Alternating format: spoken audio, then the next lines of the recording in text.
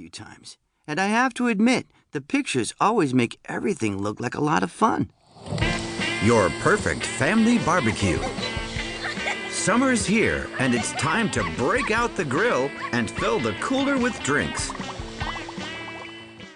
But there must be something wrong with our family, because we can never measure up to the ones they show in the magazine.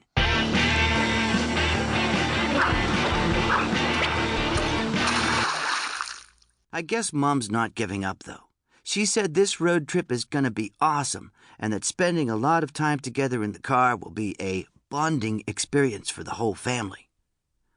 I tried to talk her into letting us do something normal, like going to a water park for the day, but Mom didn't want to hear it.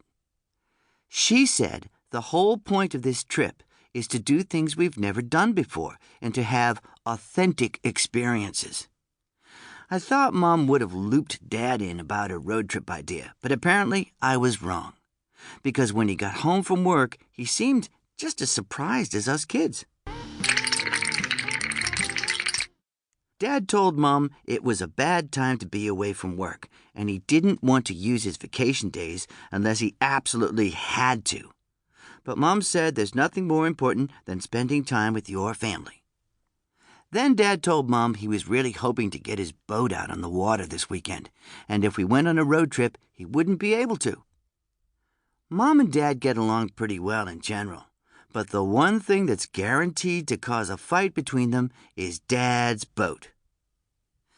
A few years ago, Mom sent Dad out to get some milk, but along the way, he spotted a boat for sale in someone's front yard, and before you knew it, the boat was in our driveway.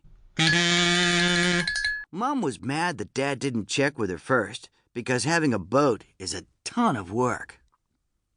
But Dad said it was always his dream to own a boat, and that we could spend every weekend out on the water as a family.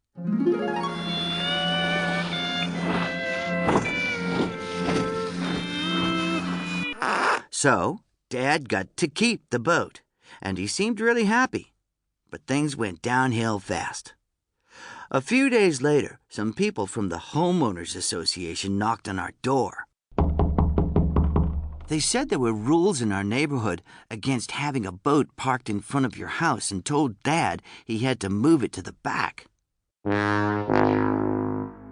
The boat sat in the backyard for the whole summer because Dad was too busy and didn't have time to use it. Then, in the autumn, one of Dad's co-workers told him he'd have to winterize the boat to protect it from the cold weather. Dad found out it would cost more to winterize the boat than it cost him to buy it, so he decided he'd take his chances. And sure enough, 2 weeks later, when the temperature dropped below freezing, a big crack appeared in the hull. When it started to snow, Dad rolled the boat under the back deck, and it sat there all winter. In the spring, Mom started using it to store all sorts of junk from the house. The next summer, Dad decided he was going to fix the boat.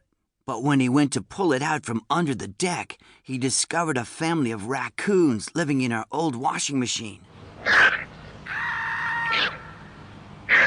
Dad called an exterminator to get rid of the raccoons, but when he heard how much that was going to cost, he decided to take care of it himself.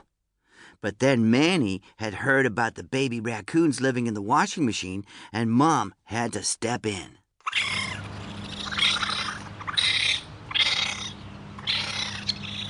The boat's been sitting there ever since. I haven't heard any scurrying sounds coming from under the deck for a while, so I'm guessing the raccoons have moved out.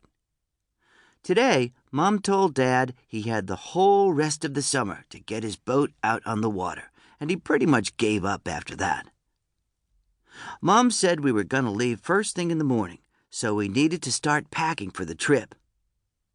She told everyone to bring the bare essentials, so we could fit everything in the minivan. But by the time we got all our stuff out in the driveway, it was pretty clear we had a space problem. Mom started going through everything and sorting it into 2 piles, the things we needed and the things we didn't. Roderick was pretty disappointed when some of his essentials didn't make the cut.